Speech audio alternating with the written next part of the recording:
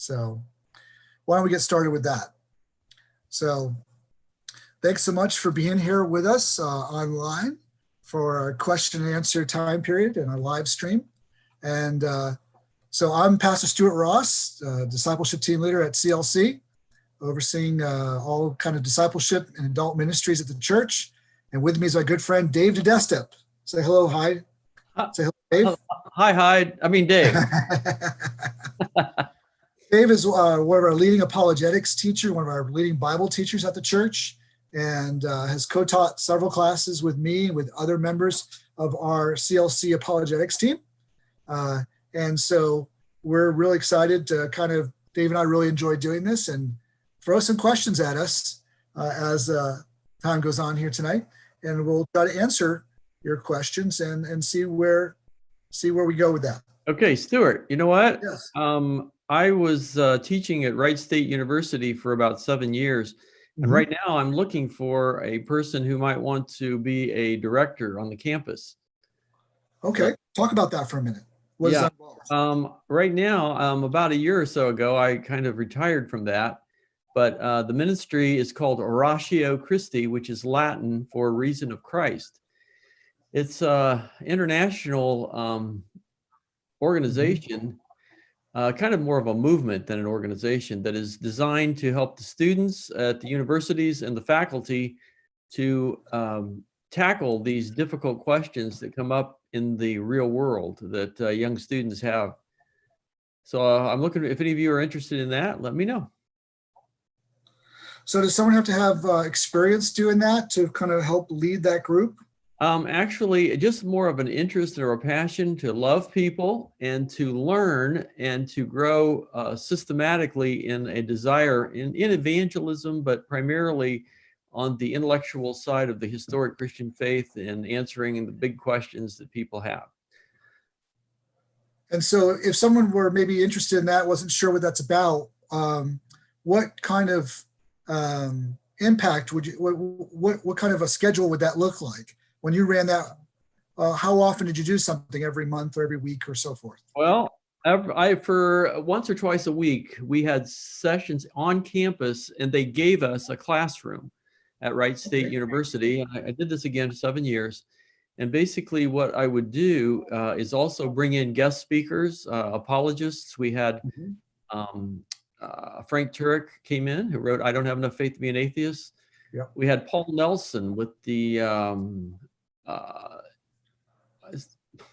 what's the movement in evolution, dealing with the problem of evolution. Yeah. Answers in Genesis? Yes. No, not Answers in Genesis. It's the other one, the big one. Can't think of the name of it. Anyway, so what we would do is we would have sessions, and students would come in, and they would bring, sometimes they brought their professors into the classroom, and they would want to challenge me because they didn't know how. Some of the philosophy professors or some of the other students that were of all different persuasions, philosophically and in religion. And I really was bounced around quite a bit there. So that's what we want you to do right now. Ask us some really tough questions. But you would love this. If you're interested in really doing evangelism in the 21st century, this would be something that you really need to think about pursuing. Okay, that's great. Well, again, if you're interested in being involved with this Christian ministry on Wright State University, you can contact Dave. If you are interested, I'd say probably drop me an email at sross@clcdayton.org, and I'll get your name to Dave so he can contact you and you guys can talk about all that. So we'll get started here. As you join, if you can give us some questions, we've got a few that some people have sent in beforehand that we can talk about.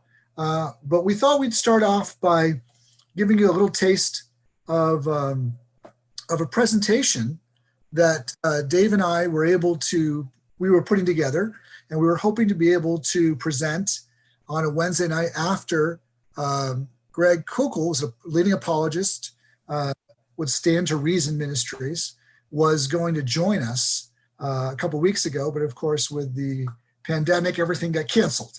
So we'll present this entire presentation at some point in the future, I hope. But we want to give you a taste of it tonight and see if that raises some questions but at least equip you if you're interested as a believer in thinking about these things. And if you're not, this might raise some questions that you might have, and we can kind of start the conversation discussion from there. So really, I'm going to kind of show you we had a presentation, so I'll show you some slides from that. And then Dave and I will kind of talk through some of what you're going to be seeing here. And the name of our presentation was Taking Jesus Seriously, Is He God of Man? Who actually was Jesus? And so we'll kind of really, the question we're asking ourselves, who was Jesus? And part of that comes down to, and we could talk another time about, is he as a historical figure, the evidence for that, and maybe that'll come up. But really, the question that we often we're looking at is this issue of if Jesus, what was there about him that was so controversial, that was so brought such attention, positive and negative? It really comes down to this question of what does it mean to be God, and who did Jesus think he was in connection to that whole idea and concept. And so I've asked Dave if he'll kind of talk to us a little bit about what does it mean to be God. Well, thank you, Stuart. I will get right into this. The whole issue of Jesus being God is something that is constantly attacked in the world of the world religions and cults. And so it's very important that we as Christians know how to defend the deity of Christ. The deity means that he's God, because this is one of the essentials of the faith that is constantly being badgered and bandied around. Well, according to the Jewish conception of God, was absolutely unique. Next slide. There's only one. Okay, Deuteronomy 6:4, it's called the Tetragrammaton. Hear, O Israel, the Lord our God is one Lord. And so under the Jewish mind, they understood a strong monotheism, that there is only one God, and that the concept of the Trinity was not known back then. It was alluded to in the Old Testament, but when the word us, let us make man in our image, the concept of us is Elohim, and Elohim is the plural, one of the plurals in the Hebrew for who God is. So he alone is perfect, all powerful, knowing, he's omniscient, uncreated. Some of the heresies in the first century, they dealt with this whole issue of Jesus was it's called Arianism, back in the 3rd century. But he's uncreated. He's without beginning or end. He's the ruler of all things. He alone created and sustains the universe. And he's without limits. He has no competition. Okay, God taking the form of a man, this is the key here, folks. This is the incarnation. This is where we understand that the God of the universe took on a body. And the whole thing there is called the hypostatic union. That means that he is 100% God and 100% man. This is classic Orthodox Christian theology. And it's very, very important that we get a good, solid handle on this doctrine. Taking the form of a man in Philippians chapter 2, known as the kenosis passage, the word form in the Greek is morphe. And so when Jesus took on the form of a man, he was adding to his deity, adding into his humanity deity. And so he had two natures. He was one person with two natures, God and man. Next one. Next slide. By claiming to be the God of the universe, Jesus was creating an identity crisis. This is important because in the Jewish mindset, you didn't claim to be God or you were blaspheming. And so the identity crisis here had to do with his deity and his humanity in one. He's one person with two natures. Next slide. Was he crazy, or was he joking, or was he lying? Was he Lord, liar, or lunatic? This was one of the favorites of Josh McDowell, C.S. Lewis, back in the 1970s when the dinosaurs were on the earth. And Anyway, okay, next slide. When they say Jesus was a good man, here we go. This is good. And a prophet. Just a second. I am getting some stuff on my, okay.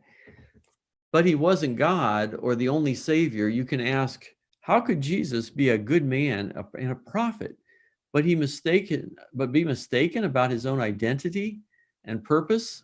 That's kind of crazy. If Jesus was wrong about his frequent claim that he was God, the unique means for salvation, or if he was lying or deeply deceived, it then becomes difficult to call him a good man, a prophet, or a wise religious teacher. Go ahead. Who was he? Jesus was misunderstood. Okay, these are some of the arguments that are against him being God or his deity. Go ahead. But the historical evidence says otherwise. Jesus's self-understanding cannot be reduced. A charismatic leader or just a Jewish teacher, because he couldn't be either one of those if he claimed to be God and he was crazy, right? So let's move on. The Jewish, okay. Before Abraham was, I am. Now this is interesting because in John 8:58, it says in Greek, Prin Abraham genesthai ego ami.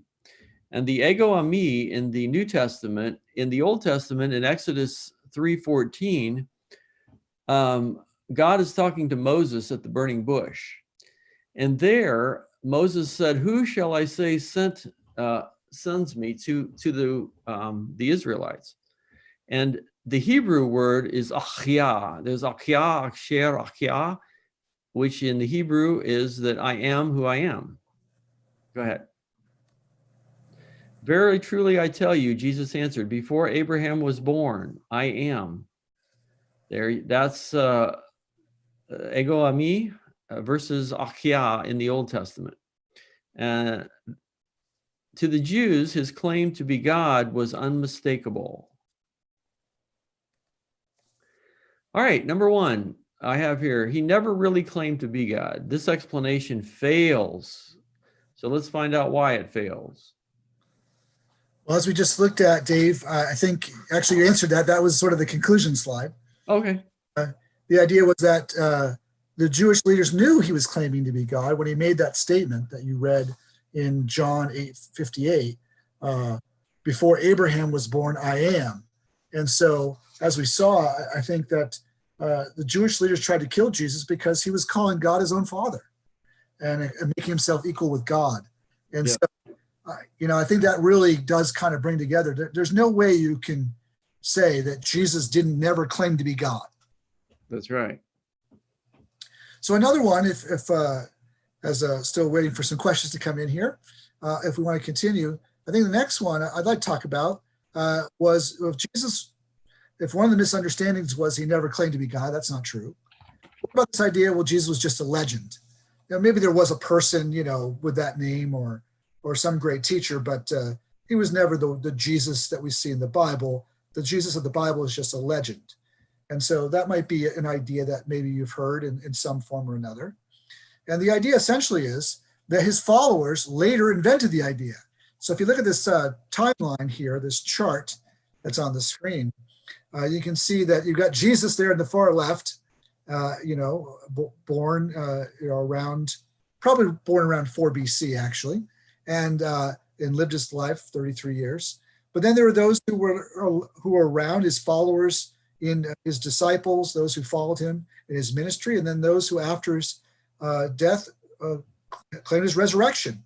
And so he was seen by up to 500 people, the Apostle Paul tells us. But the idea is people would say nowadays, this concept that, well, those people thought he was great, but they never claimed that he was God. And it was later on, kind of after that dividing line that you see there around 200 AD, that people started then saying Jesus is God. That's sort of the idea.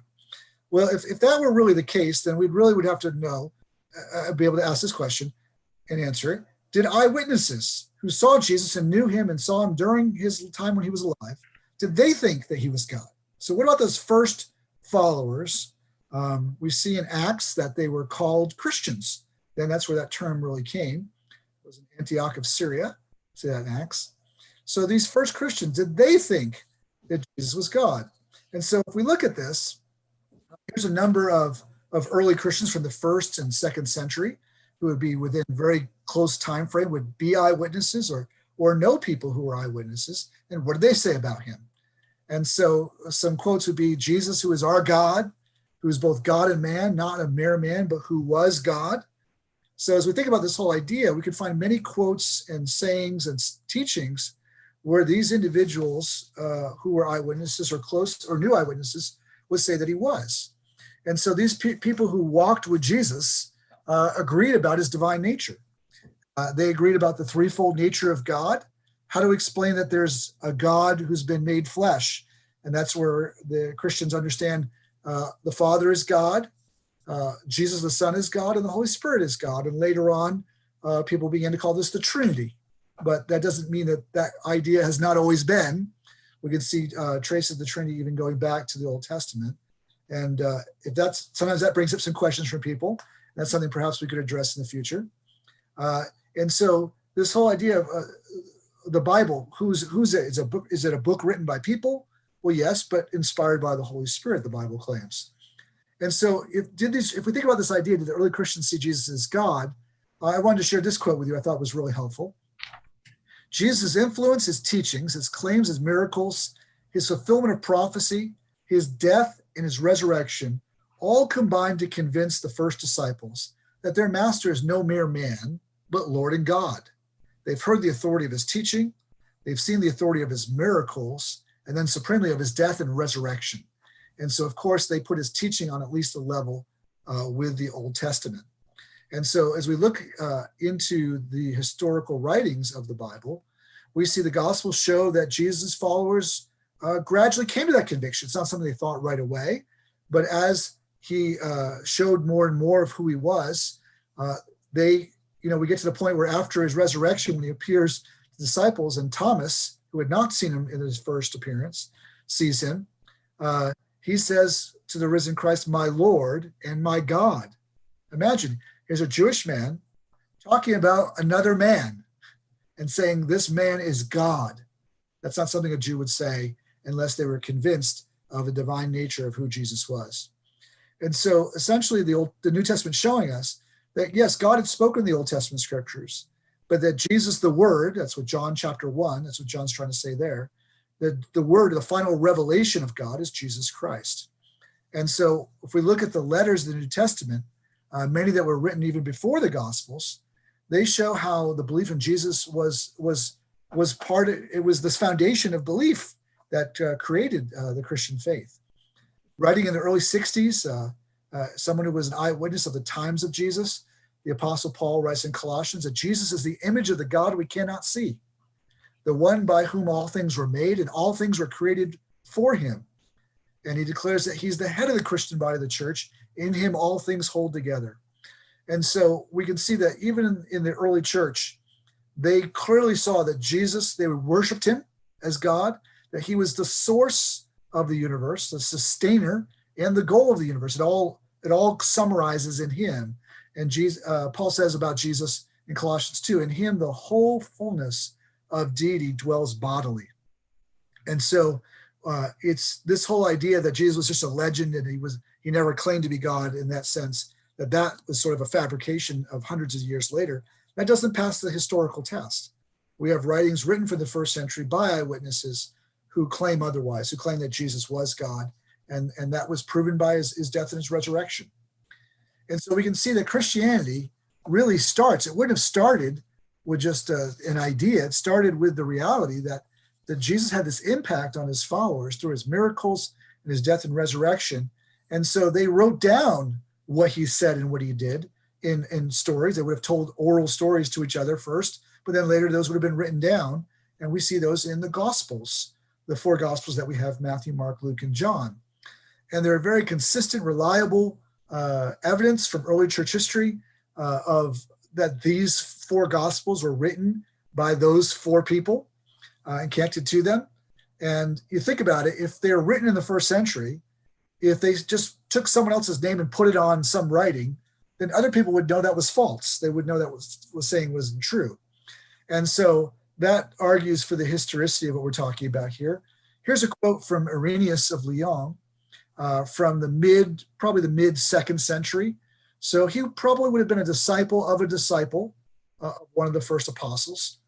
And he writes that Matthew composed his gospel among the Hebrews in their language, while Peter and Paul were preaching the gospel in Rome and built up the church there. After their deaths, Mark, Peter's follower and interpreter, handed down to us Peter's proclamation in written form. So the Gospel of Mark is really from Peter's recollections in his preaching. Luke, the companion of Paul, wrote in a book the gospel proclaimed by Paul.